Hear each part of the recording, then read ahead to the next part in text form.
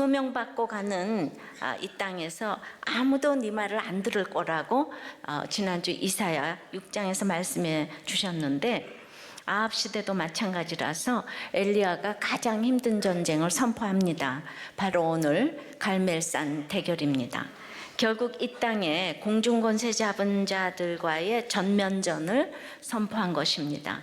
갈멜산 대결은 바알 선지자와 엘리야와의 정면 대결입니다. 이 사역을 위해 지금까지 엘리야를 훈련시키셨어요.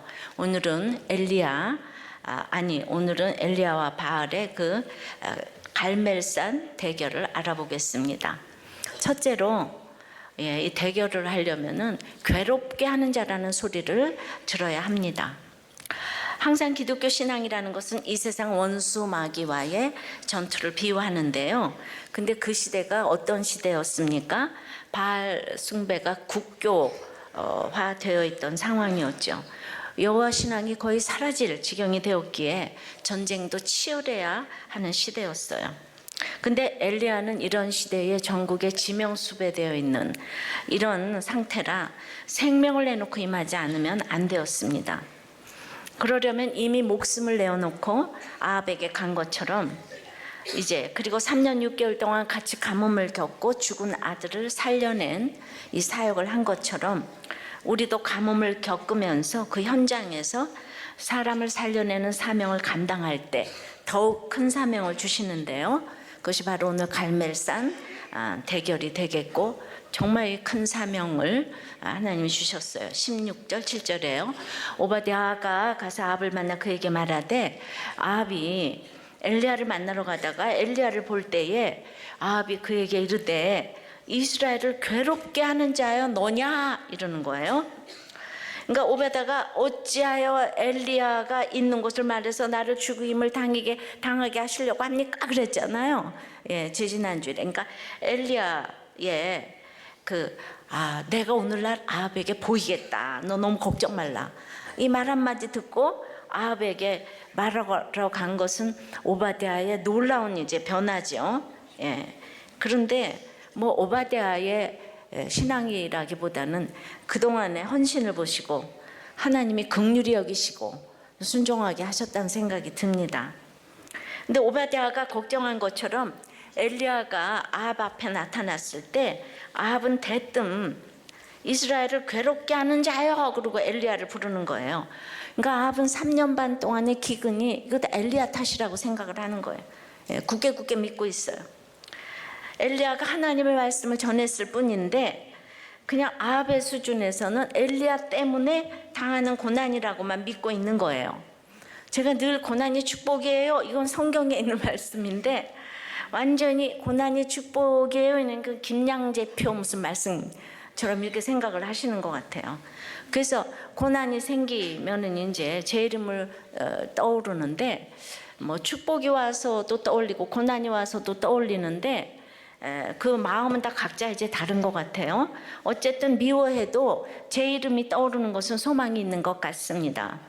우리가 아합을 통하여 기근을 통해 자신을 돌아보는 이 겸손함이 없다면은 축복이 와도 하나님의 긍휼을 맛볼 수가 없어요. 고난을 해석하지 못하는 사람은 축복도 해석할 수가 없습니다. 그에게 깨닫고 회개하도록 주신 3년 동안의 가뭄은 마음을 완고하게 한 그에게는 고통 외에는 아무 의미가 없는 거예요.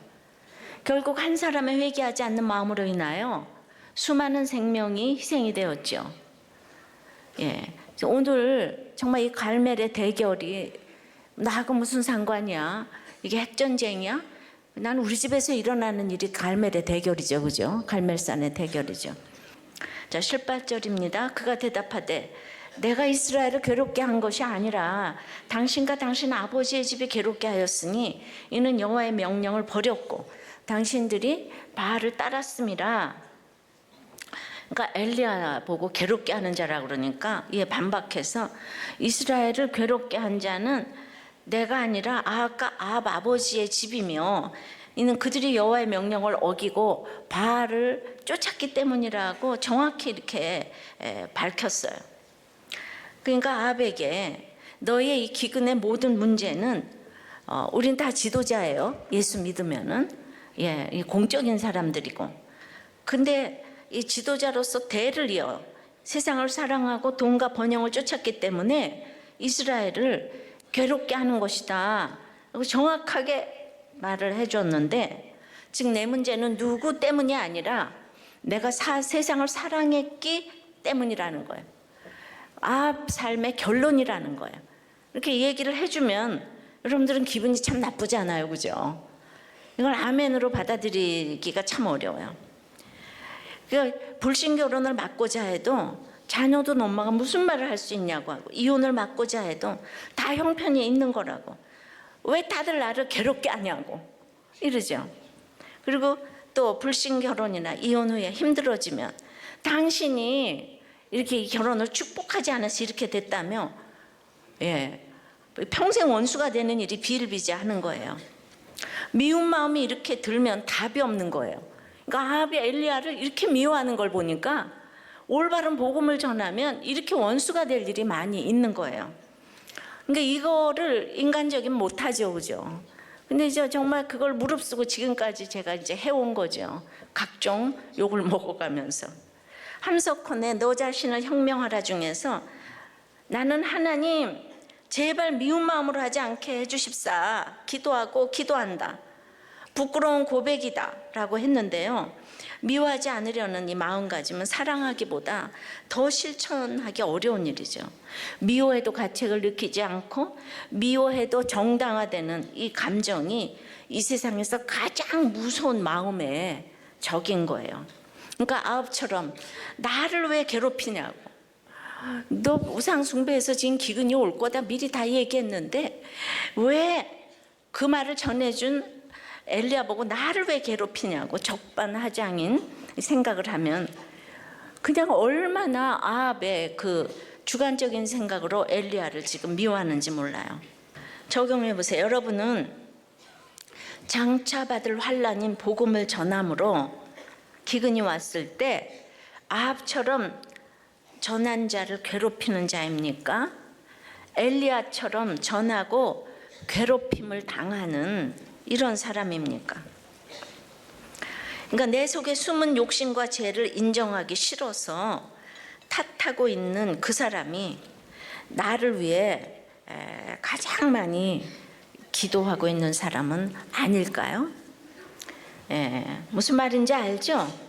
기근이 올 때 늘 아합처럼 남 탓하냐, 아니면은 그 괴롭힘을 주는 사람이냐 당하는 사람이냐 지금 얘기를 합니다.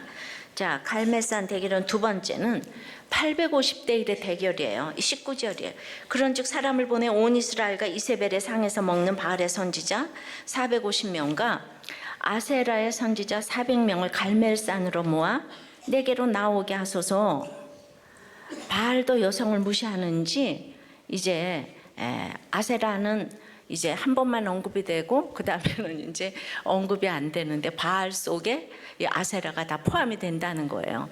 참 웃기네요. 여자는 기독교도 바알도 다 무시를 하네요.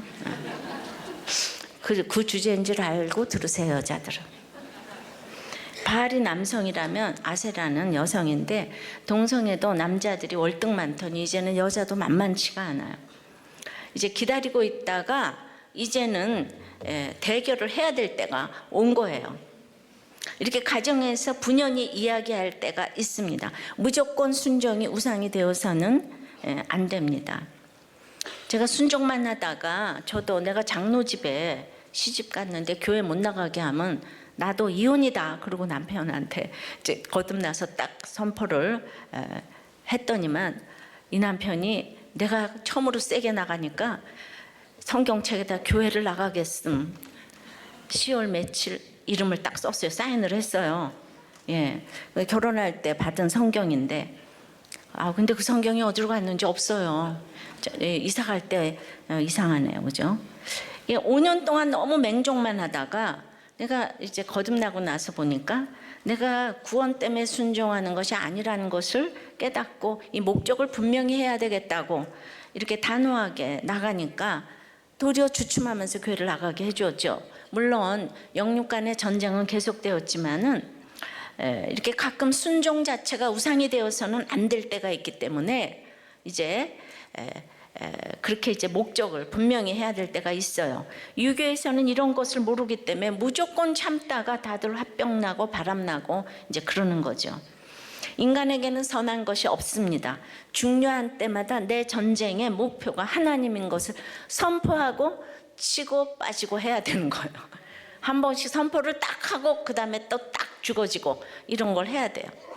엘리야는 아합을 만나 온 이스라엘과 이세벨에서 상에서 먹는 이제 바알의 선지자 그렇게 그 450명 또 400명을 갈멜산으로 모으기를 이제 요청했어요.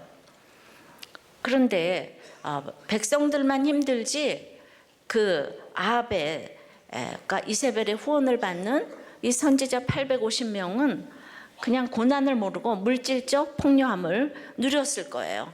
온 백성이 고난을 받고 있는데도 불구하고 하나님은 코에 걸어놓고 역시 돈이 좋아 명예가 좋아하며 행복하다고 생각했을지 모르죠. 근데 잠시 뒤에 이들이 망하잖아요. 그러니까 그게 망하기 전에 여호와만 참 하나님이라고 우상은 가짜라고 이거를 엘리야에게 증거하기를 원하셨어요.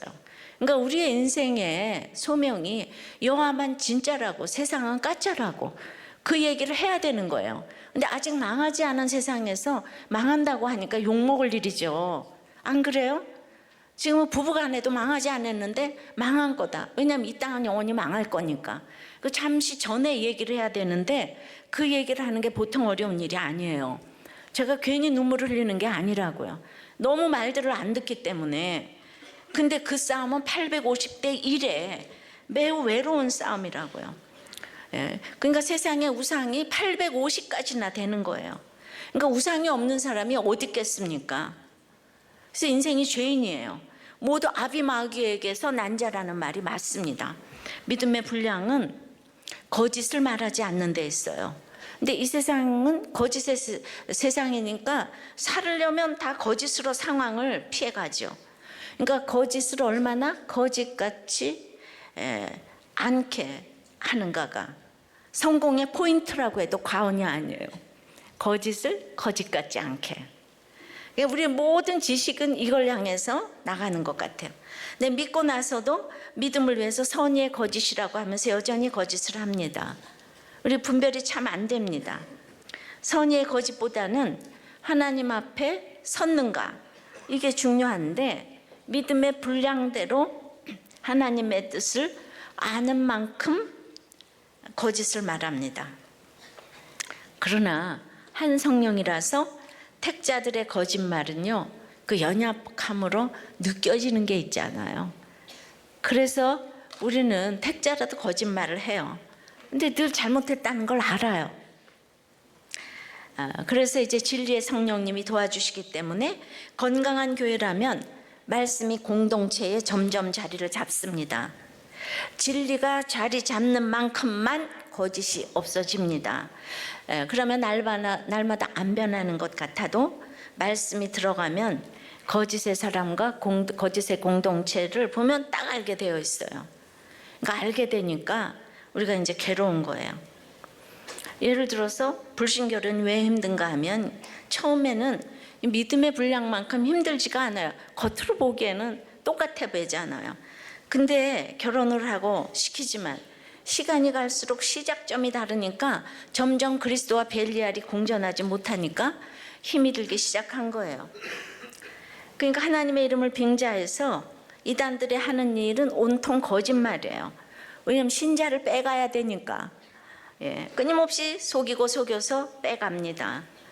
그리고 이제 한 교회에 10년쯤 잠복해가지고 거짓을 행하고 있는데 다들 그 거짓말에 넘어가는 거예요. 사단이 666이라 비슷해 보이는 거짓말을 연구하는 것이 그들이거든요. 그러니 교회는 진리의 성령이신 말씀을 봐야 하고 또 말씀대로 살아내야 하는 거예요. 그래야 교회는 도덕과 윤리를 넘어서는 거예요.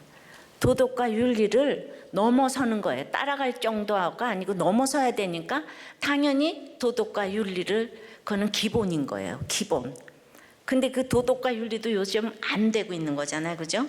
그러니까 우리는 말씀 봐야 되고 말씀대로 살아내야 되고, 그러면 이단이 한 길로 왔다가 7길로 도망을 갑니다. 할렐루야.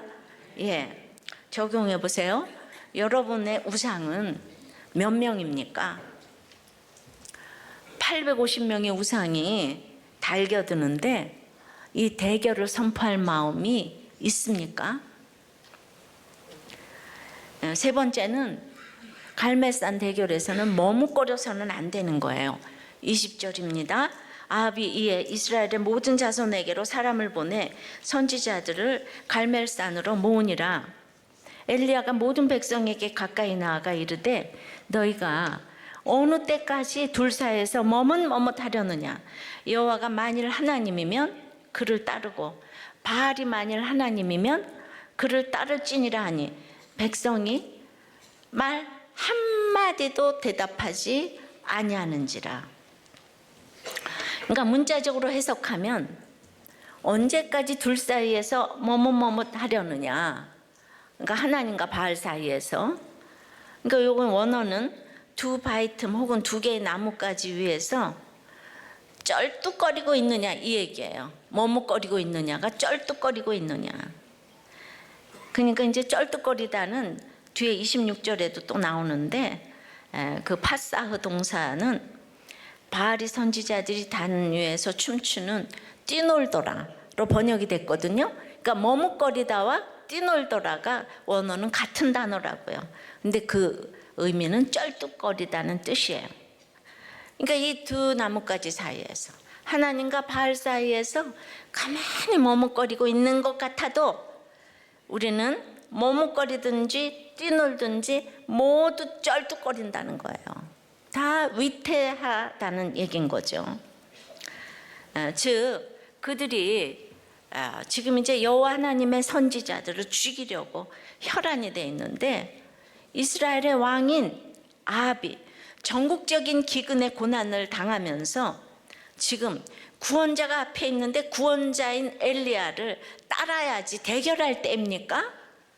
그러니까 말씀을 보면 누가 적인지 누가 아군인지를 모르는 거예요. 사업이 부도가 나고 아이가 병들고 집안이 난리가 났는데 참된 주의 선지자하고 지금 대결할 때인가 이 말이에요. 예. 그러니까 850명의 지금 이 기근의 때에 아합은 850명의 바알 선지자들을 먹이고 있잖아요. 자기 지금 백성은 죽어가고 있는데. 그러니까 할 일을 모르는 거예요. 그죠? 그러니까 아무리 정말 임금이라고 할지라도 이렇게 진리의 성령님이 임하지 않으면 무슨 일을 해야 될지 몰라요. 반면에 지금 엘리야는 사르밧 가부의 신음에 귀를 기울였던 사람이잖아요. 그러니까 이 하나님의 선지자 엘리야는 이 바알의 거짓된 신앙을 버리고 하나님을 따르라 하는데, 이 최고 이층인 아합이 무슨 말인지를 못 알아들어요. 어디나 리더가 중요한데, 예. 그러니까 백성들은 이제 쫙 보니까 둘 사이에서 바알 편에 850명이 딱 모이는 거예요. 엘리야는 한 명밖에 없고. 그러니까 지금 머뭇머뭇거릴 수밖에 더 있겠어요? 사람들이 많이 모이면 진짜 같잖아요. 한 사람 모이면 이게 가짜 같잖아요. 큰 교회는 가짜일 수도 있고 진짜일 수도 있어요, 물론. 그런데 이제 사람들의 마음은 하여튼 많이 모이면 진짜 같은 거예요. 그러니까 우리들 교회도 많이 모이니까 지금 오신 분들이 몇 명 계실 거예요. 근데 아직도 머뭇머뭇하면서 판단이 안 돼가지고 아직도 등록을 안 하고 계신 분이 많아요. 아직도 분별이 안 끝나가지고 둘 사이에서 머뭇머뭇하고 계시는데, 예, 계속해서 분별하시기 바라요. 예, 이게 진짜인지 가짜인지. 예, 그러니까 그냥 결단 따르라 하니까 한마디도 대답하지 않았어요, 이 백성들이. 자, 선생님 한 분이 학교 신유에서 큐티를 이렇게 전하려고 하시는데 그냥 너무 거룩해 보이는 목사님 사모님이신 다른 선생님이 그렇게 이제 방해를 하신대요. 전하려는 선생님은 다른 분들에게 큐티책도 사다 드리고 나눔도 막 뽑아다 드리고 이러는데 그걸 무시하고 멸시하면서 나도 큐티 다 해봤다. 그런데 그게 쓸 데가 없어서 큐티한 것도 다 버렸다. 큐티한다고 뭐가 되는 게 아니다. 아니 아무개 선생님은 큐티한다고 하면서 뭘 그렇게 울고 다니냐 이러면서 예수께서 우리를 위해 죽어주셨으니 우리는 기쁜 것밖에 없지 않냐. 예수를 잘못 믿으니까 그렇게 자꾸 우는 거다 이런다는 거예요. 그러니까 다른 선생님들이 둘 사이에서 이렇게 헷갈리는 거예요. 한쪽은 큐티하고 전한다고 하면서 늘 울고 가정엔 문제도 많고, 다른 한쪽은 남편도 목사님이고 말도 그럴듯하게 하고, 그러니까 어느 쪽인지 정말 머뭇머뭇하는 거예요. 분별이 되겠습니까? 예수 믿으면서 우리는 왜 눈물을 흘려야 합니까? 우린 다 죄인이기 때문에 자기 죄 때문에 눈물을 흘려야 돼요. 마태복음 5장에 보면 애통하는 자는 복이 있나니 천국이 위로를 받을 것이며, 계시록 말씀에서도 내 눈에 눈물을 씻어 주신다고 했으니까 흘린 눈물이 있어야 천국에 가면 하나님께서 씻겨 주시지 않을까요? 이게 성경을 우리는 토시 하나 안 빠지고 쫙 봤기 때문에 해석이 되는데, 그 사모님처럼 해방하시는 분이 있다고 해도 우리는 감정적으로 이제 흥분할 것이 아니라 이런 대답만 하면 되죠.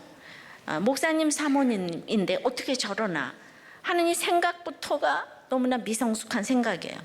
먼저 내가 말씀으로 성숙한 사람이 되면 그런 갈등이 있어도 지혜롭게 대처하고 해결해 갈 수가 있는 거죠. 근데 그게 아직 안 되기 때문에 그 선생님도 사모님을 통해 훈련받아야 될 것이 있는 거예요. 이 십자가 지신 예수님처럼 복음이 쉽게 전해지면 얼마나 좋겠습니까? 근데 예수님이 이 세상에 오셨으나 아무도 영접지 아니했다고 그랬잖아요. 그러니까 이제 850대 1의 대결을 해야 되는 거죠. 그러기에 복음을 전하려고 하면 힘들 때마다 진리의 성령님이 오셔서 효과적으로 도와주시는 것이 바로 진리의 성령님이니까 말씀. 그래서 큐티를 해야 돼요. 아무리 회방을 해도 큐티는 해야 돼요. 그러면 나중에 시작은 아주 미세했지만 나중에는 완전히 딴 곳에 가게 되는 거예요.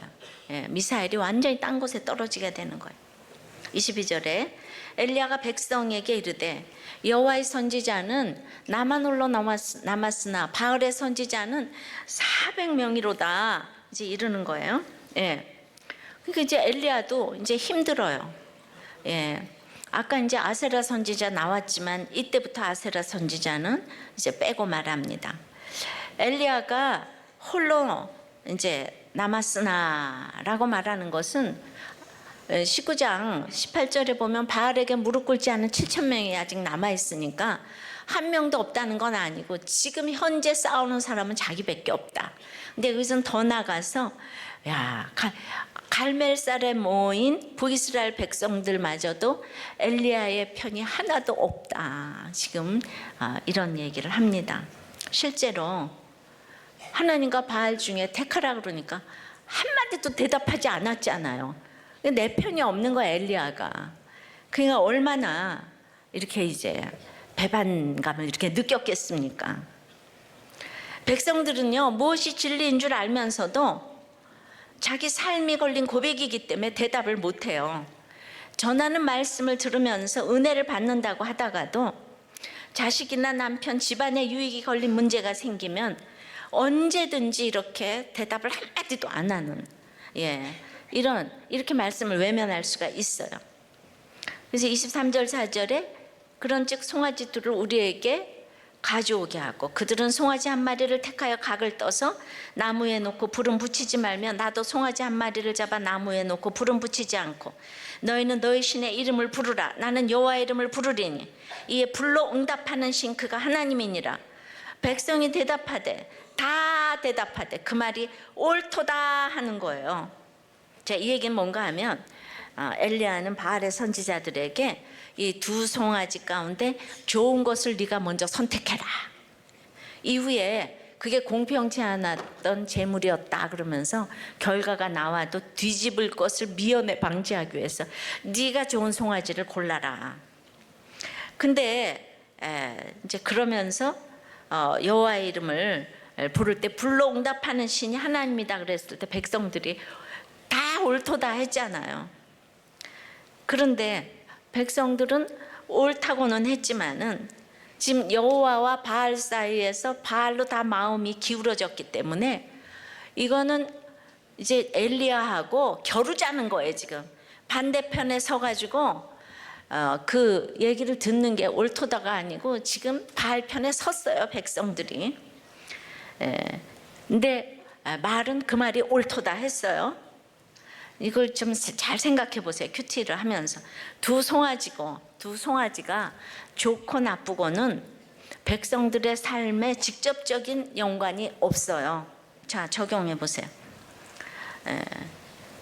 자녀 입시를 앞두고 어느 학원 어느 선생님에게 공부를 시키면 붙는다는 말과 먼저 말씀으로 양육시키며 큐티시키고 기도하라는 말 사이에서 여러분들은 머뭇거리나요? 아닌가요? 당연히 말씀 보고 큐티하고 교회 오는 게 먼저예요. 여러분들은 머뭇거리지 않아요? 아니면 주일날 그냥 어느 학원 뭐 입시 뭐 이렇게 가면은 너무 그때 딱 들어간대. 그러면 막 또 머뭇거리지 않아요? 쩔뚝거리면서. 자, 그래서 말씀이냐 자식이냐 해서 여러분들은 머뭇거립니까? 말씀입니까? 자식입니까? 예. 그러니까 이제 이거 설명을 들어야지. 갑자기 말씀이냐 자식이냐 그러면 그 미친나.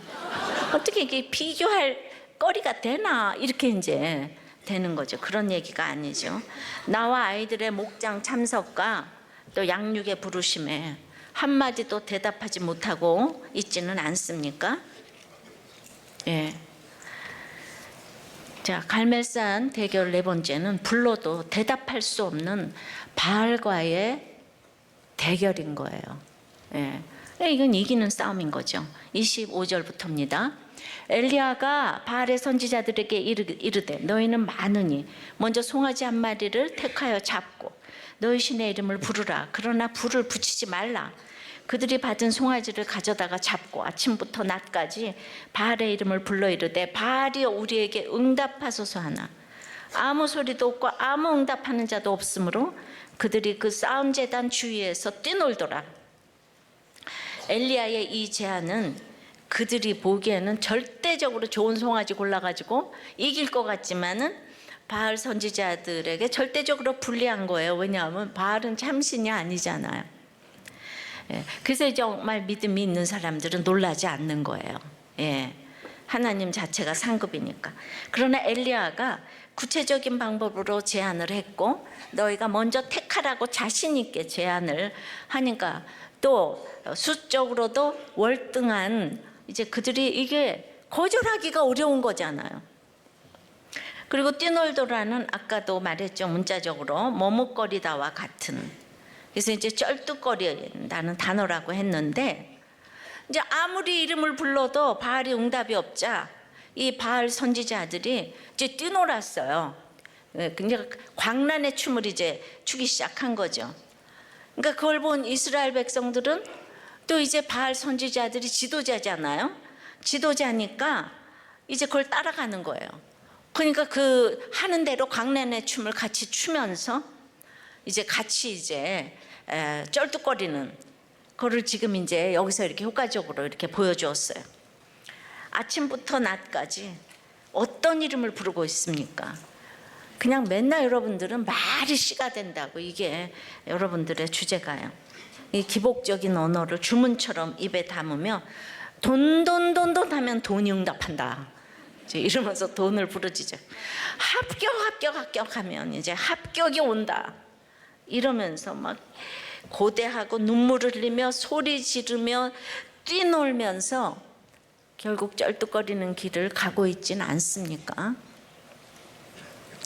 27절 정오에 이르러는 엘리야가 그들을 조롱하여 이르되 큰 소리로 부르라. 그는 신인즉 묵상하고 있는지 혹은 그가 잠깐 나갔는지, 혹은 그가 길을 행하는지, 혹은 그가 잠이 들어서 깨워야 할 것인지 하매, 그러니까 신인즉은요, 신이 아니란 뜻이죠. 엘리야가 이 바알을 지금 아주 조롱하고 있어요. 아이고, 왜 응답을 안 하시나? 묵상하고 계신가? 아니면 잠깐 나가셨나? 용본 보러? 뒷간에 가셨나? 그리고 지금 이제 길거리를 행하고 댕기시는가? 지금 이제 뭐 늦잠 주무시나? 이러면서 굉장히 이렇게 조롱을 했습니다. 근데 이 성경을요, 구원받지 않은 시각으로 보면 너무나도 엘리야가 무식해배잖아요. 어떻게 저렇게 푸시를 하고 전도를 할 수가 있는가? 이렇게 생각하면 안 되는 게, 사단은 조롱의 대상이지 결코 타협의 대상이 아니거든요. 그러니까 그렇다고 모두를 사단으로 보면서 부모, 형제, 그냥 배우자를 조롱하라는 게 아니에요. 이거를 성경을 문자적으로 보니까 맨날 예수 안 믿는 남편 보고 사단아 물러가라 막 앞에서 이러는 거죠. 정말 그러는 데가 있더라고요. 그러니까 절대로 자기네 믿지 않으면 결혼도 안 시키고, 분별이 참 어렵죠. 죄를 조롱하라는 것이지 죄인을 조롱하라는 게 아니죠. 죄는 결코 타협의 대상이 아니에요. 그러니까 이거를 잘 모르니까 사랑한다고 그 말 다 들어주고, 이래서 결국은 망하는 거예요. 큐티를 하니까 10년 뒤, 20년 뒤에 그걸 내다보게 돼요. 지금 마릴의 우뚝 선 그 십자가를, 예수 그리스도를 보았기 때문에, 예, 그렇게 해서 적용을 길러 놓았기 때문에 우리들 교회가 계속 사건이 나도 살아남고 있는 거예요. 결혼할 때도 지금은 못 살아도 가능성을 보고 하면 나중에 굉장히 칭찬받잖아. 근데 지금 다 돼 있는 사람하고 하면은 망할 일밖에 없을 수가, 프로테이지가 많잖아요. 그래서 믿음을 보고 하라는 거예요. 그러니까 우리가 형편없는 정말 여러 조건 가운데서도 우리 청년들이 이렇게 믿음을 보고 결혼을 했기 때문에, 예, 워낙 뭐가 없고 막 병 걸렸고 뭐 망했고 이러는데도 결혼했기 때문에, 애초에 없이 결혼했기 때문에 기대가 없어서 이혼을 아무도 안 하는 거예요. 이걸 잠시 뒤에 거를 내다보는 거예요. 28절입니다. 이에 그들이 큰 소리로 부르고 그들의 규례를 따라 피가 흐르기까지 칼과 창으로 그들의 몸을 상하게 하더라. 이게 구약 성경에 11번 사용되어 있는데, 상하게 하더라. 자해 행위가 바알 예배의 한 정교 의식을 차지했다는 거예요. 근데 신명기 14장 1절에서는 너희는 자기 몸을 베지 말며, 예, 그러니까 피가 흐르기까지 자기 열심으로 무섭게 굶어가며 기도 응답을 외치지 말라, 이 얘기인 거예요. 근데 29절에 이같이 하여 정오가 지났고 그들이 미친 듯이 떠들어 저녁 소재 드릴 때까지 이르렀으나 아무 소리도 없고 응답하는 자나 돌아보는 자가 아무도 없더라. 이게 우상 섬기는 자의 특징인데요. 돈과 권세와 성공의 우상을 섬기며 큰 소리로 부르고 빌다가 스스로를 망치고 피 흘리고 절망하고 낭망을 해요. 자식이 우상이기 때문에 자식을 어떻게든 내 뜻대로 해보려고 자식과도 이제 피 터지게 싸우는 거예요. 우리가 어떤 아이가 자해를 해가지고 온몸 여기 핏자국이 있었다 그랬잖아요. 그냥 전부 다 예수 그리스도가 십자가의 피로 우리를 살렸기 때문에 이 세상에서 제일 무서운 게 피예요, 피. 예. 근데 자살 기도를 했던 애가 이번에 중학교에가 또 그런 일이 있었는데 가가지고 그냥 이거를 다 흔적을 보면서 나도 이 자해를 했다 이러니까 한마디에 제압이 딱 됐다 이러더라고요. 우린 다 그렇게 쓰임을 받고 있습니다. 예.